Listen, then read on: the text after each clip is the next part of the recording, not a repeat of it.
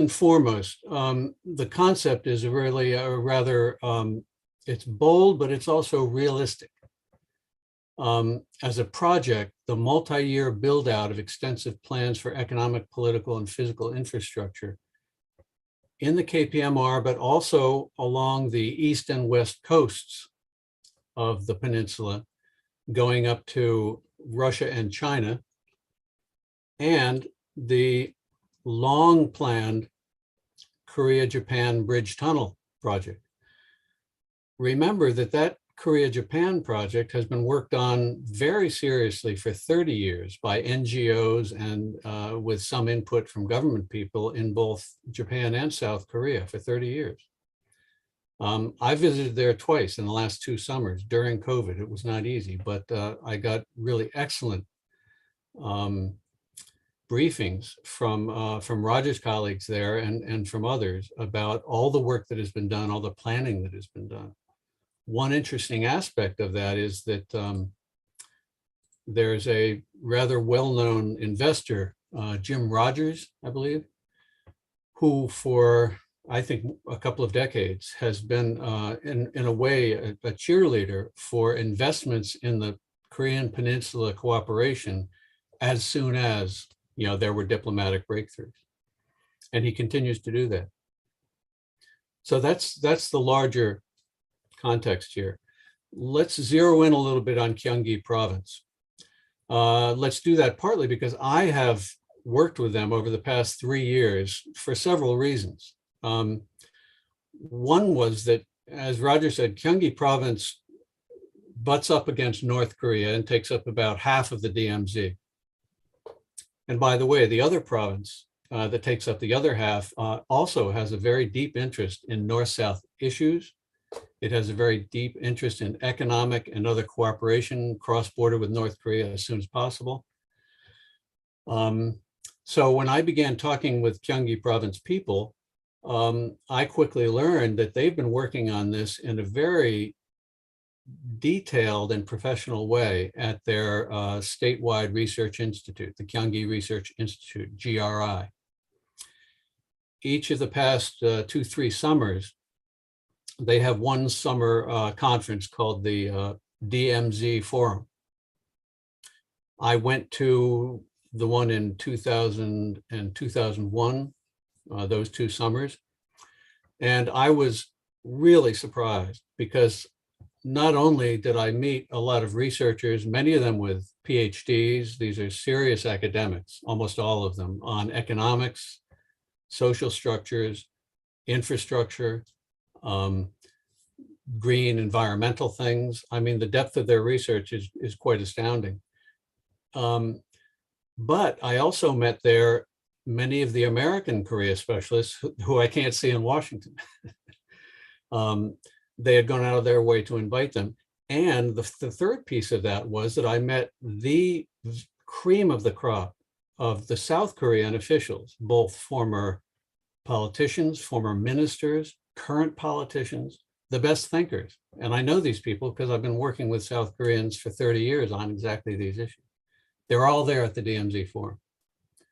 So it quickly became apparent that this was the really preeminent forum for South Korea to be thinking about what will happen as soon as there's a breakthrough politically. Eventually, a year and a half ago, they invited me to be a visiting researcher there for a year, and I did that. And they asked me to write about this mega region, and that's why I paid attention to this. But again, as Roger said, it fits very well with the Japan-Korea tunnel and with the railways up the north and south, because together with them, it would be part of the logical integration, physical integration of rail lines, communications, roads, energy, and other things. Final piece I'll say right here is when you think about that region, I believe the Yalu River comes in, and it's a rather big delta, which then flows up, and Pyongyang is not far away. So in terms of sea traffic, already built out sea traffic and ports, linking up with rail and other things. And this, by the way, is one of the closest parts of North Korea to China. So that would be a very obvious link. And then, of course, this would go through the Kaesong, the Kaesong development that was planned and started off in about 2000 and is still there dormant, but that is just over the border. So it would run through there and then down into South Korea and Japan. So the physical location of this mega region up in the Yalu River Delta is perfectly logical from anyone's development perspective. And obviously from the North Koreans' perspective, we do not know, I don't know the development people on the North Korean side. I don't know their economic planners. Obviously they have them. And talking to them and getting their input would be extremely valuable, but would also depend completely on having these first denuclearization deals. So let me just walk through the reasons why the Gyeonggi Province has such an interest in the north-south issues and in this mega region in particular. And let me just show you quickly some of the things that the Gyeonggi Research Institute has been working on.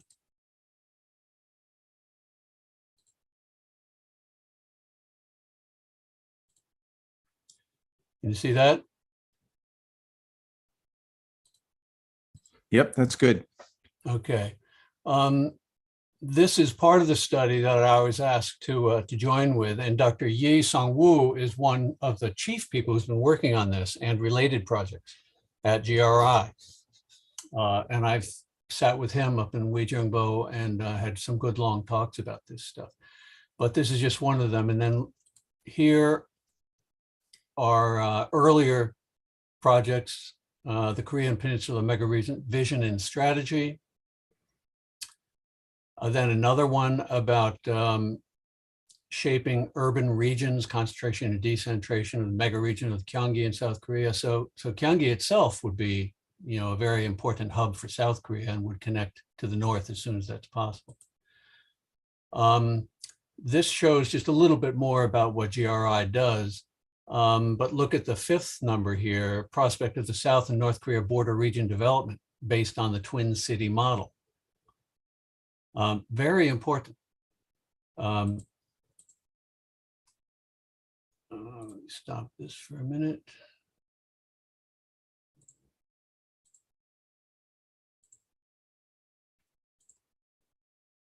Okay. It's important to note politically, and the politics right now are important, not because of a partisan view of it, but because of the difference between the one group of sort of Democrats on the South Korean side and the conservatives on the South Korean side. It's been the Democrats who are more interested in this. The conservatives are more fearful about North Korea and more worried about the nuclear issues and so on. But one of the reasons that Gyeonggi Province did so much of this is that it had a rather activist sort of policy wonk governor, Lee Jae-myung, for the last 4 years or so. And he was a pretty well-known human rights lawyer, but he was very much of a policy wonk. He was in a way like Elizabeth Warren in the United States, somebody who's down deep in the social impact of policy and how to make it work, and who knows stuff. During his years as governor of Gyeonggi, he tried all sorts of innovative social policies, domestically in Gyeonggi Province, way ahead of the central government. At the same time, with the DMZ Forum and other meetings and other initiatives, Gyeonggi Province was very much leading the central government, way beyond the central government, in how to think about North Korea, how to make these connections. They even, under the radar, they've been working barter projects with the North Koreans, small scale, but they're agricultural, some of them related to COVID relief. And I learned this by talking to them and sitting down with them, the people who were doing it. It hasn't been in the news on purpose.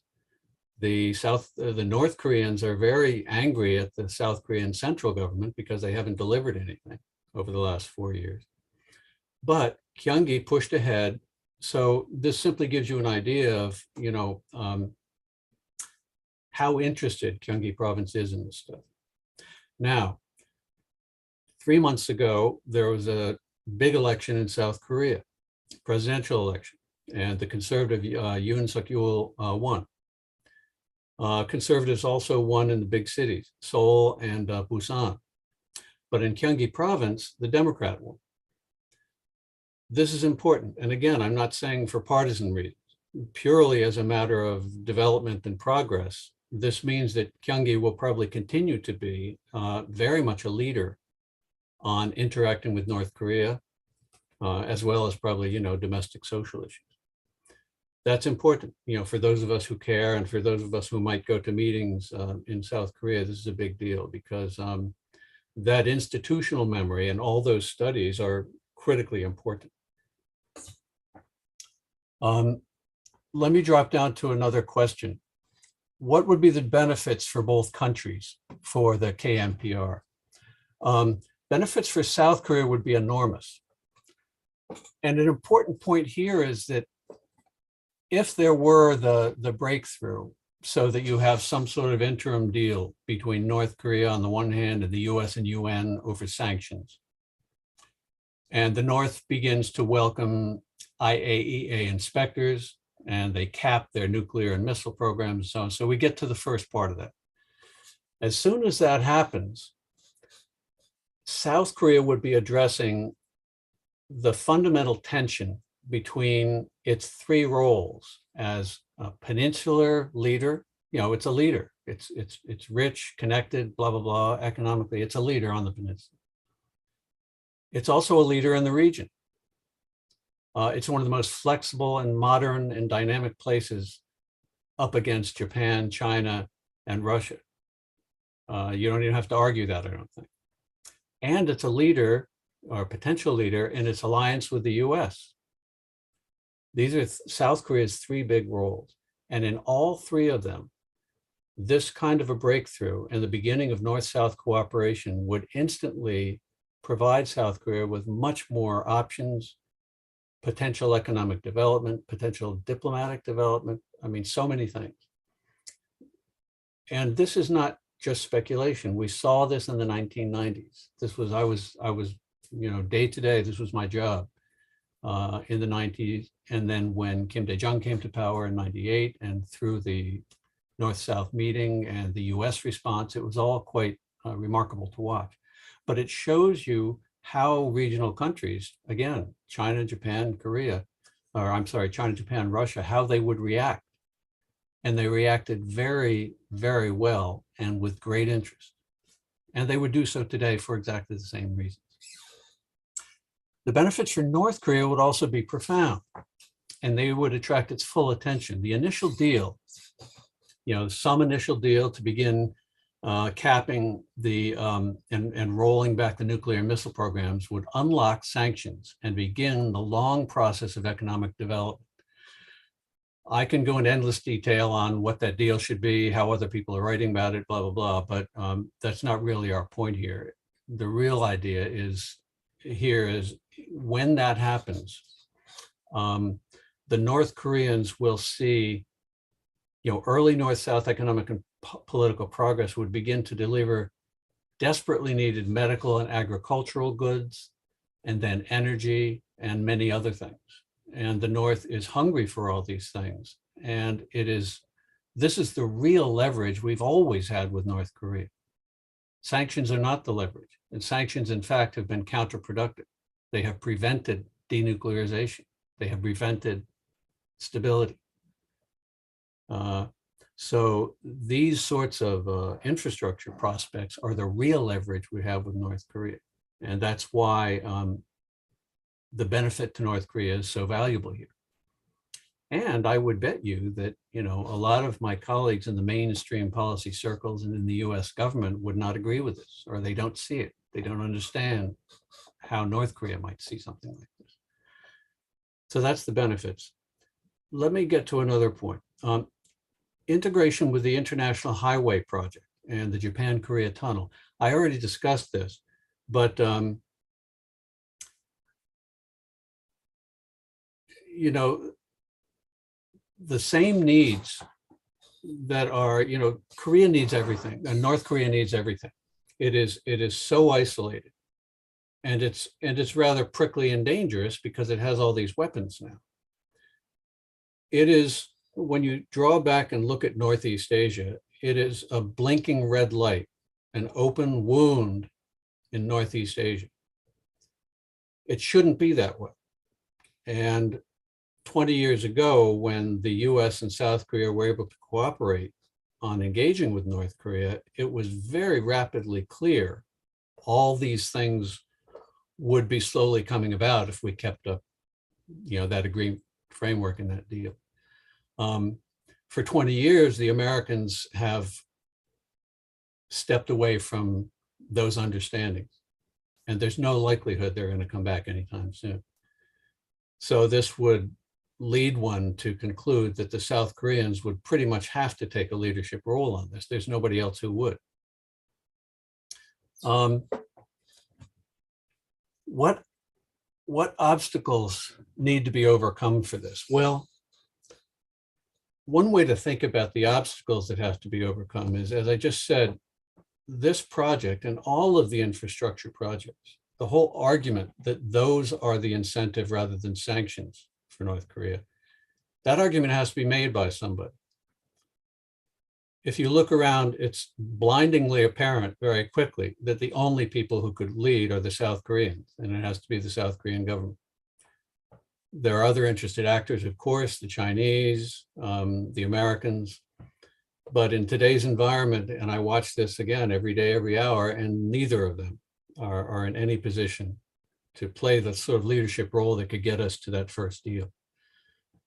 So that's one thing. We need leadership from South Korea, and that means the next government, not this one. This one's uniquely incapable of taking a leadership role. One way to think about this is, imagine that Gyeonggi Province, with its DMZ forum and with its many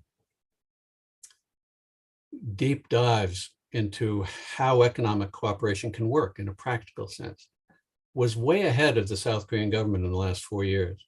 But that was a democratic South Korean government. If anybody was going to do it, they were going to do it. And they didn't have either the vision or the courage or whatever.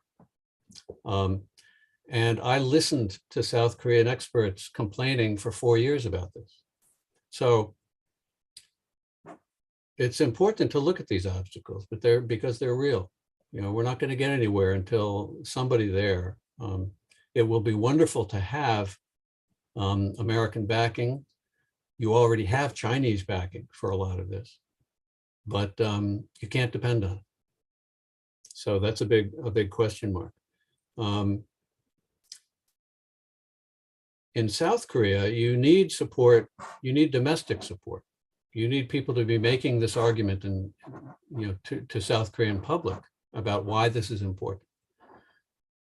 Probably 30% of the South Korean public basically gets this, but it really needs to be explained, why this is in South Korea's interest. Can't we just forget North Korea and get on with our lives?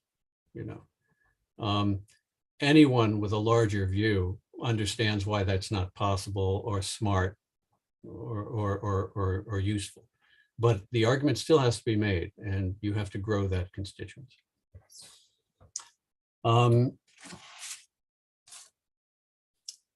The other point here is important when you look at obstacles, and this is why it's so good to hear from you, Purnima. Leadership and promotion, support from in East Asia and beyond, there's a latent and logical coalition of states that have extensive reasons to support this idea. This is really critical. This is such a big, important initiative, the whole North-South engagement thing, that it really needs international support. And it's logical that it would get it, given the conditions that we know are important prerequisites. So that coalition is really there to be harnessed. All we have to do is begin we could begin, for instance, in the late 1990s, when the Chinese and the Japanese started to wake up, stand up, and focus their eyes on what was going on in the Korean Peninsula. Neither of them were dead set against this, as many very high-level officials in the US and Seoul would tell you that they're terrified of a united Korea, would be against it, blah, blah, blah. This is all nonsense. In a developmental sense, they understand very well that a North Korea that's not a black hole sinkhole for stability and economics and everything else would be a boon to them in very specific, quick, and real ways. And this goes for the Japanese too, even though they're in their own world about their role in Asia. So that latent international coalition in support of this idea is a very important piece, and that's part of the one of the obstacles to be overcome. I'll just make a couple more points here. How is this different from the Kaesong Industrial Complex? Remember, that's the project that was begun in around 2000 under the Kim Dae-jung regime, and it included about 120 companies, I think, in a developmental space just about 5 miles north of the DMZ. And it hummed along for 6 or 8 years. I went up there in the summer of 2006, and they treated me very well. It was, I think they needed a friend. It was between their first missile test and their first nuclear test. So they were having an academic come up and poke around was okay. But I went up there for a whole day, and it was all being built. They were very excited about it. And I remember one fellow came all the way down from Pyongyang at the end of the day to sit across the table from me, and I was ready for an ideological, battle. And instead, what he said was, "You guys ought to buy our projects, our products. We're making good stuff here. Come on, Americans should buy." I mean, just indicating what the reality is there. The difference is that Kaesong way back then was a demonstration project. In that sense, it was no way intended to be a model for what would follow. Most South Koreans and any development person would understand that these special economic zones, particularly one as special as Kaesong, is not really scalable. Of course, a certain amount of the pay to the workers would go to the North Korean state, blah, blah, blah, blah, blah. There are many things. But they had South Korean managers there, living there, and that part of it was important. But Kaesong was intended to be a trust-building one-off. Fast forward 20 years and all that's gone on, as well, quite a bit of North-South cooperation and planning and hopefulness has happened too, even though things have been stalled. The mega region concept is part of the much longer term, broader plan. It's more realistic, it's more developmentally sound, and it fits with what we know from the rest of the world. Look at the Danube River Basin, for instance. I was lucky enough to go on a cruise there along the Danube a few years ago, just before COVID. And it was absolutely mind-boggling. The EU was an important catalyst to stitch together, it's like 15 countries along the Danube. And believe me, as much as East Asia, those countries were at war with each other. It was bloody. It was not good.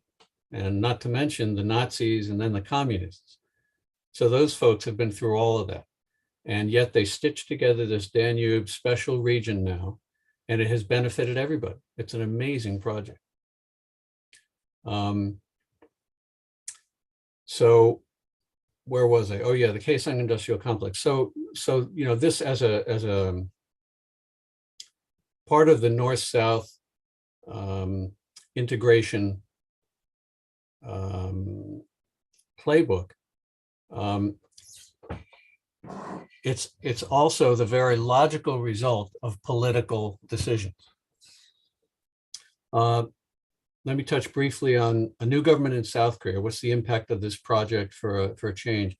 Okay, the new government in South Korea, I don't know if it'll last all of its 4 years. It's sort of a uniquely incapable government. And this president is uniquely incapable of governing. So it's kind of a mess, and it'll be that way as long as these folks are in power. I don't know who would come after. I have no idea. There might be a better conservative government. There may be a Democrat. But whenever that happens, so I would have to say regarding this project and any other North-South initiative, those are off the table for South Korea until there's a new government. Finally, what preconditions would need to be fulfilled in order to implement this, to get this started? Well, North Korea would have to agree to this deal. That would be the first thing that unlocks sanctions and that keeps the sort of extreme clamp on even North-South interactions by the UN command, really orchestrated by the Americans, and by the UN, same thing. Only when that is lifted through a new deal. And the South Koreans showed at the Hanoi meeting, that was what, 3 years ago? They showed what their opening position was. And according to all the best thinkers like Siegfried Hecker and the Bob Carlin and all the best people, that was a very good deal to start with. And it certainly would have been something to jump at to get this whole thing started. But the US did not have the government that could understand that at the time, and we do not today. So as much as it would be nice to have the US play an important role, of course, because of resources and everything else, the Americans are going to be important. But the South Koreans are going to have to lead, and they're going to have to convince their US counterparts. The last thing I'd say about this would be that one of the arguments that the South Koreans haven't been able to make, either publicly or to my mind privately, to their American ally is that North-South cooperation and this kind of development, economic development, wouldn't only be a great benefit to South Korea and North Korea. It would also be a huge advance for the Americans. This is obvious to most people in South Korea who study it. It is not obvious to many American scholars and many American government people. So that whole business of making the point, making that argument is very important. Finally, the types of investment that would be needed. I think Purnima would be better to address this, but my one big point on here would be this.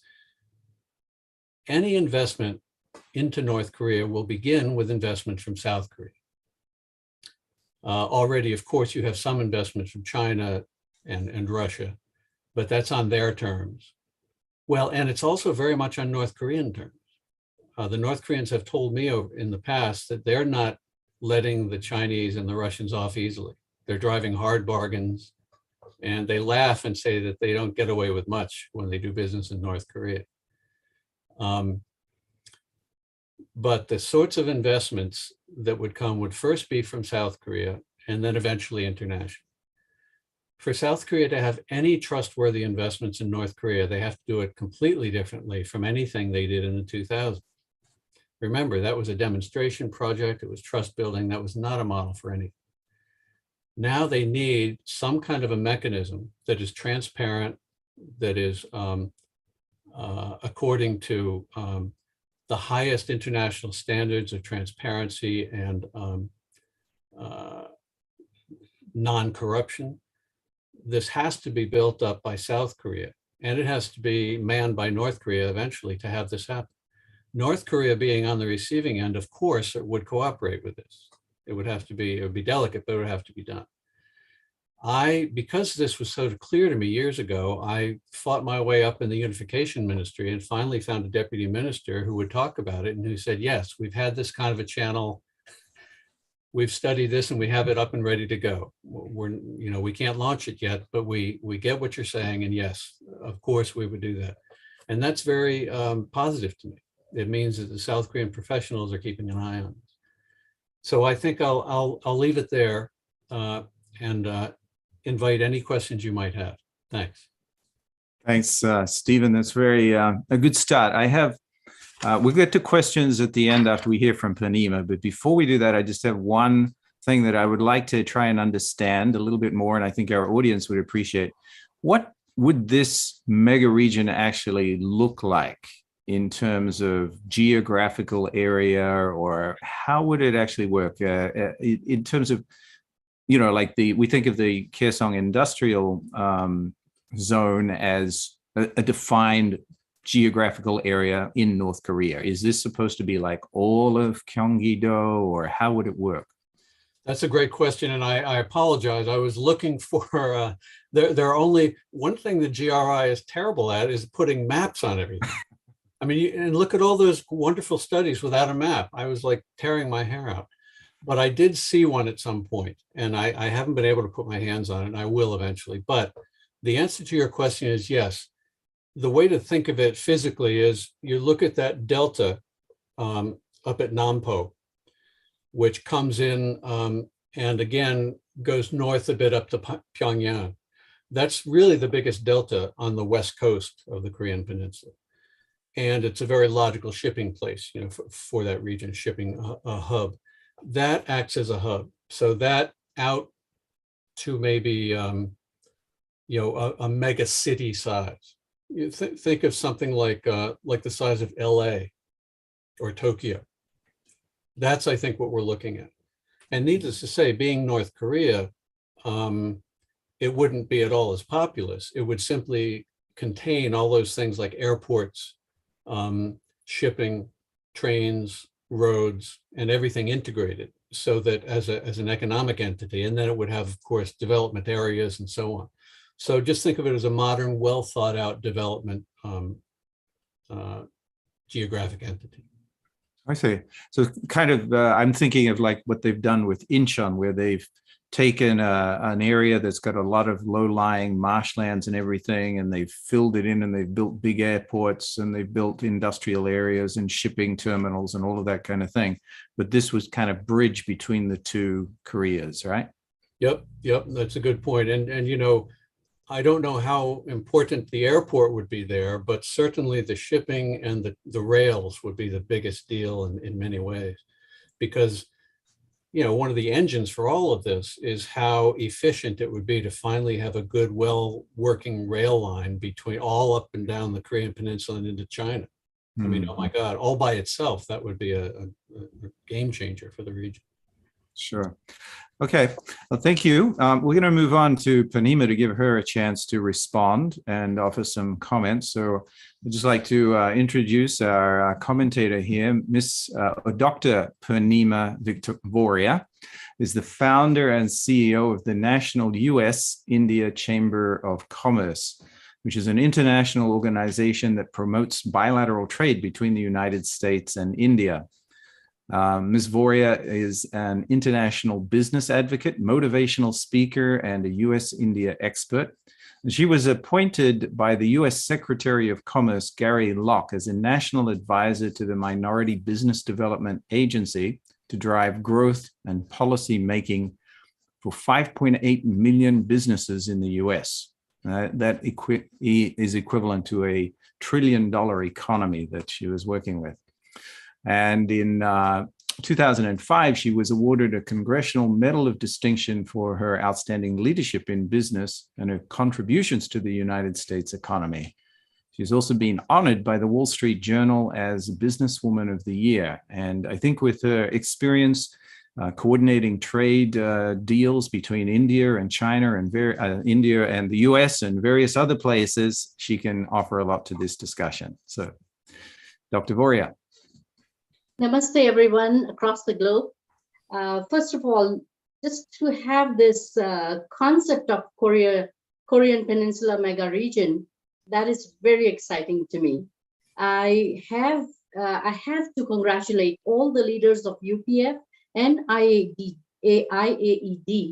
for even putting this dialogue together, and especially to Stephen Costello for giving us such an elaborate explanation and a vision for all this to happen. I think it can be done. I'm optimistic. I am a born optimist, so I believe in optimism a lot. And dialogues and 371 leaders, that kind of power UPF has to have these dialogues and to put these in motion again and again and again is going to someday account into reality. I do agree with Stephen when he says US leaders are not coming to the table. I do agree with you on that. And I would like to see our White House and Senate and Congress to step up to the plate, because it's only going to help what they have been doing, which is promoting peace across the world, whether it's with Ukraine or whoever it is. United States plays a big role, and so does the Quad country, and more countries have come together with Quad now. They should also be engaging with this Korean Peninsula Mega Region to take opportunities for their own countries, because this is a globalized world, and it is not just going to help North Korea or South Korea. It's going to help business grow across the world, whether it's India, China, and so forth. And economic development, I believe, helps trade and investment and are an engine for growth, job creations. So when that happens, that offers peace to the region, because people can put food to the table and they can see their money grow, and they have more opportunities than there were before. North Korean leader, we were very optimistic when President Trump started that relationship to have like a first step by inviting him to come to the White House. I wish that was done. But nevertheless, you have seen North Korea is very hungry. You saw the leader of North Korea go to Singapore, and he was so excited, like he was in a toy store. Yeah. Never seen the world. So it is in best interest of North Korea. And I'm glad that UPF and experts like Stephen are putting a scenario together where people will think about it. I would also encourage IAED, our chamber, many other organizations that are business organizations to talk to the White House and the Senate and the Congress, our individual capacities, and encourage this initiative and to take a fresh look at this, because it is very relevant to United States. It is not just a North and South Korea thing. I would also like to add that one thing we must also look at is EXIM Bank, that provides guaranteed loan by the United States. If we send products, US companies sends products to, let's say, North Korea or South Korea, and doesn't get paid because there was a political unrest or something happened, United States guarantees that loan to the business company. Can that happen in this zone? And what would it take? Because first thing that will happen is, oh, no, North Korea, we are not touching it. But let's reason with them. And let's say that we are doing this for United States businesses, not for North Korea, not for South Korea. Now, what will it take to create that climate of investment and businesses to come is very important before we do anything. I feel the number one important thing is infrastructure. We have to improve the infrastructure. I am not very well versed in how it is in North Korea at the time, but I was fortunate enough to go to South Korea many times, invited by UPF, and thank you to them for that I sat with 371 world leaders and learned a lot, especially that I am not a leader yet. I need to learn a lot from these world leaders, so I humbled myself. But one thing, they provided me the opportunity, which was going to the DMZ zone, where I was not as fortunate, Stephen. I had guns pointed by the security towards South Korea side of the border where we were standing. Oh boy. So it really put a very big fear to me right now, that I don't know how these two countries are living with this kind of scenario. And I realized that I must help UPF in whatever little capacity. I may be a little ant who's trying to help in this situation, but I also know that in a little hole, elephant cannot go. It's always the little people that can go through the hole, whether it's a mouse or an ant. So I felt like I do need to support this effort.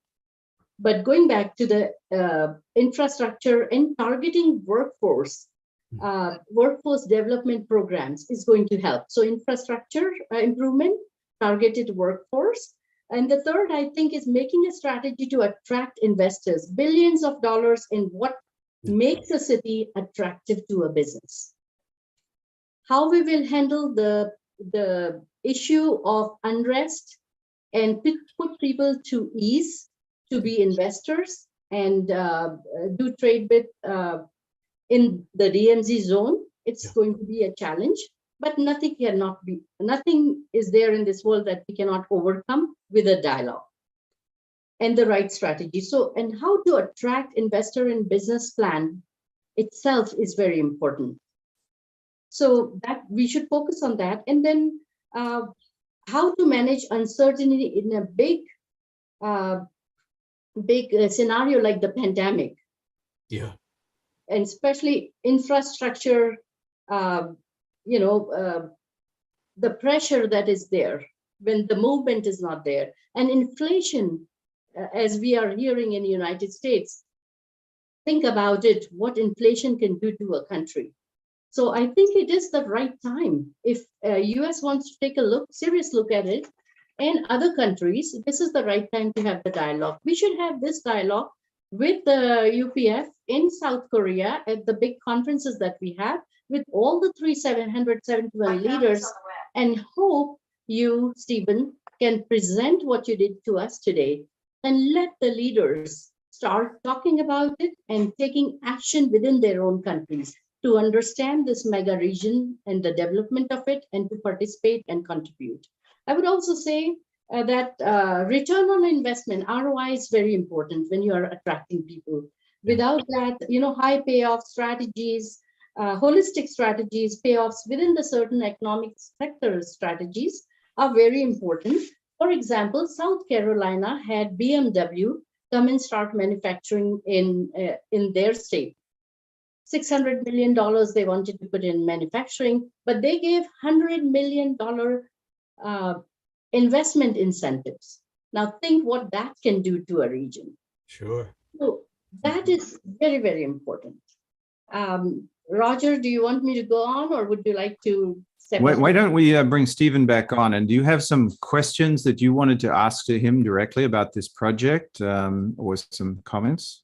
I think my question to him is very seriously, how do we tell all these countries and their leaders and United States and the common people that it's okay to do business with North Korea? It is a big opportunity, but the unrest scares people. Who is going to put dollars when they don't know for sure how they can enter into this mega zone? I had that question too, Stephen. Well, I think very much for the NGOs and the other people outside government, this is a two-part answer to your question. Number one, they always have to let government people know, particularly American government people know, that they understand clearly that this interim deal and capping and beginning to roll back North Korea's nuclear and missile programs is a prerequisite. They have to make it clear they know that. Of course they know. It doesn't happen without that. And that's a smart and logical thing to do. The second part of it is NGOs and other outside groups like UPF, you've got your work cut out for you. I completely support what Purnima was saying. We all ought to work harder at this. We ought to work harder in South Korea and in the US, in Washington, to get this message out. And I think one of the messages that was occurring to me as you spoke is that a message to the people, the diplomats and the policymakers in the White House is partly that all these plans would relieve a lot of pressure on them. They don't have to reinvent the wheel. All this work has already been done. And everybody who's been doing it is a hell of a lot better at it than they are. They just have to do the security side and make sure that works. All the rest of this stuff, the development, the incentives, and this nascent coalition of states and interested actors, these will come together. I could pull up a quick thing showing you what would be a sort of a demonstration project. This was off the Busan city in South Korea. About 8 or 10 years ago, they completed a bridge tunnel because they had a big peninsula that came out that nobody could really get to. It was like 3 hours drive or something. Well, they got together a consortium of companies. It was led by 2 of the biggest South Korean conglomerates, but it attracted top European companies. I mean, companies that knew how to do tunneling, knew how to do bridges, absolute state-of-the-art technology. And they pulled it off. I think they even had an American company, but this was very well done and very successfully. And they completed this project. It was about 20 miles or something, or I'm sorry, 10 or 12 miles. But it was very much of partly a demonstration of what could happen if they want to do that over to Japan. And it followed precisely what Purnima was talking about. It was international. It showed interest from all these companies. And obviously, because it was all South Korea, the trust level was very high. Mm. So, you know, as we said before, this kind of a channel, the sort of trustworthiness and openness, and as you said, the IDB, very important. That kind of, but that's the job of the gosh darned diplomats. Yes, well, get over that. That's an important point that you make, because trust, I think, is really key to this whole project getting off the ground, right? And what we see currently between North and South Korea and the US in general is a very low level of trust, I think, between these countries. Distrust from the North Koreans towards the US and them, you know, upholding their promises and doing what they want, and also distrust from the US towards North Korea and South Korea's distrust because of these failed projects that may have happened in the past, right? So do you have any ideas? How do we get past this? Yes, I think, I mean, your points are right on in terms of the way many Americans look at this. And we have to remember that trust is based on action. Trust is not some loosey-goosey, you know, heartfelt thing. It's based on actions. And all parties have sowed distrust in the past decades about this. It's not just the North Koreans who've been distrustful. And the most relevant thing for us is that in the year 2001, when the Americans changed their government, the Americans by themselves stopped this big project of North-South unification, which would have involved Japan and China and Russia and would have been a regional game changer, hands down. The Americans by themselves unilaterally stopped that. And they stopped it for, you know, very shallow domestic political reasons, nothing that was happening in Northeast Asia. This is important because it stopped denuclearization. You cannot, on the one hand, argue that, you know, conservatives or those who don't believe in diplomacy care about denuclearization, and at the same time see that they have stopped the process of denuclearization and peace building in its tracks a number of times. They're doing the same with Iran right now. So trust is exactly what we need, but it has to be based on action. And, you know, that's one reason why, as you pointed out, there might be a snapback in this first deal, as there are now in these nuclear deals. But that snapback cannot be left in the hands of the Americans. Nobody would go for that because of our record. We have a record of walking away from deals in international covenants. So yes, a snapback, but have it be a coalition of countries that are very much invested, just as Sure. the JCPOA is with Iran. The only Sure. reason that's still alive at all, it's about dead, but the only reason that it lives is because China, EU, Russia, they all were supporting. So that's my point, but you're right about trust. Purnima, what's your experience in working between, India and US? How do you build trust in those relationships? I think opportunities and the democracy, having the democratic practices. India is a democracy, obviously. So we make very good partners. China and India has taken off routes in a different manner. But I would still say that no matter what you hear about China and India, there is a common link, which is economic development, businesses, investors, trade, which is continuously happening between India and China. The reason is who drives the business? The businessmen drive the business, not the politicians. So businessmen do what is best for them and growth of their business, and whatever opportunities are there, they grab them. Regardless of what our Prime Minister Modi is saying related to China or India, businessmen tend to ignore and they move forward with the opportunity. Like Mahindra, and Mahindra is a company that just moved in with creating a joint venture with China. So both have resources, both have capabilities, and globally, they are very much doing business with all the countries. China and Russia, why is North Korea not so supportive of them? For security reasons. But North Korea, I would like to say, is hungry for business right now because they have put all their dollars into the defense equipment and defense system.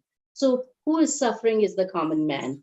If we bring that opportunity to the table, I think we will make a difference that has never happened in this world. So North Korea is our land of opportunity for us. South Korea, with having all the economic resources that do have, can be extremely good business partners. And then India and China and everyone will come along.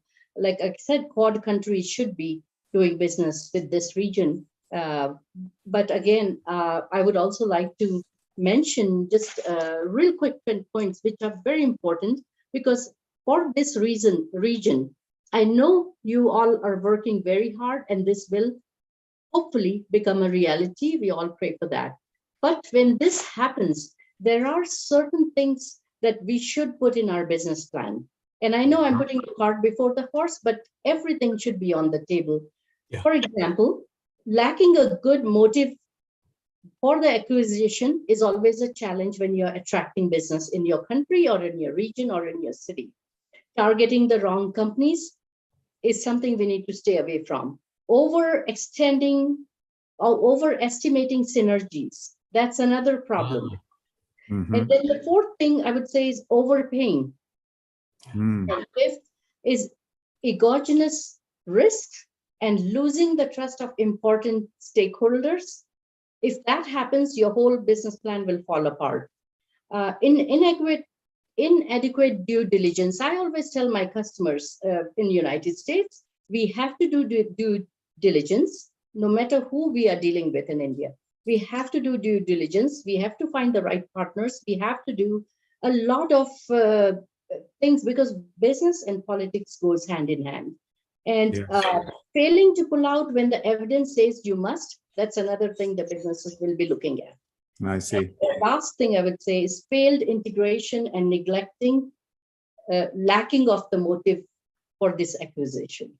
So some of these things we must put in the business plan because this is first step of having the dialogue. I see it moving to the next one where we put a business plan together to show every country in the world that we want to engage with, that this is our business plan. And peace will be a region, but let the political parties or say that our country is the best. There is peace and rest in our country. We are ready to engage with business. North Korea is really going to jump at that. So one of the things that I've seen in the chat, a couple of people have asked about this, is the ownership of this, if we have this kind of an economic zone. And as we know with previous instances, as you mentioned, Stephen, there was the North Korean government was taking a large share of the profits of things. And then eventually they kind of took the entire thing back again and took ownership over it. And so people lost their investments. So one of the proposals here is about having a shared stock ownership or employee stock ownership in the companies. that are set up in these businesses where maybe it's shared between both North and South Korean workers, that they actually get a share of what they're building. You have any thoughts on that? Well, yes, that's one of the important models that would have to be used. But I would still say that, when you think about models for development in North Korea, you're going to have to start somewhere. And that's why South Korea is the logical first, investor of first resort, because they're the ones with all the interest in this. And by the way, they would need no interpreters. Mm-hmm. So you're certainly right. In order to get to international standards, that was a wonderful list that you went through, Purnima, because in order to get there, you're going to have a couple of years of work to do at the least. But the South Koreans have every reasons to do that work. And more importantly, the North Koreans have every reason to do that work. This is why the Kaesong Industrial Complex should not be seen as some sort of model of how this is going to happen. That was a one-off trust building, let's get this started sort of thing. Remember that they had barely talked for 20, 30, 40 years. So yes, all these things, and I understand people are wondering if, will the North Koreans have to join the International Labor Organization? Will they have to join international treaties on things? Well, yes, of course they will. But they know that. They've known that for more than 20 years. Our friend Bradley Babson, Roger, he was sitting down with them and telling them this in the 90s. So they've known this. Right. It's not our somehow gotcha moment to tell the North Koreans they have to do this. They know very well what they have to do. So I would ask you, has there been any indication from North Korea that they're interested in this kind of a project? Do you know of anything? Indication we have had from them is that they're interested in this stuff. Okay. Can I add something? Yes, Purnima. Business happens when there is a need and someone to fulfill a need. And just to bring an optimistic viewpoint, India was ruled by Britishers for 200 plus years. But today, an Indian is staged to become the Prime Minister of England. So you have seen the news. It will be Britishers holding his briefcase. I love it, Purnima. That's a joke. No, but that's pretty wonderful, and I take your point. And you're the best kind of optimist. Right. So I think that's probably a good place to wrap up our program today. I just really wanted to thank Stephen, yourself, and Purnima for your excellent commentary and bringing some practical ideas in here. And I think, these ideas may seem a little bit idealistic or far-fetched from our perspective now, where, we're coming out of this pandemic and everything is being closed down, and North Korea, that was already a hermit kingdom, has become almost a black hole to us. It's just shut down the borders so tight. But miracles can happen, things can change, and we need to be prepared for the future, right?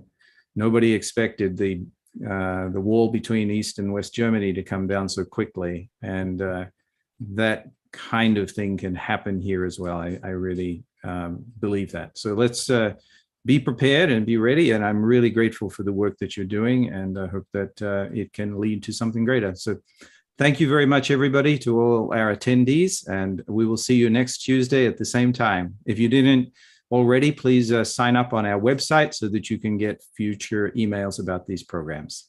Thank you. Bye. Thank you, Stephen, and thank you, Roger. Thanks, Purnima.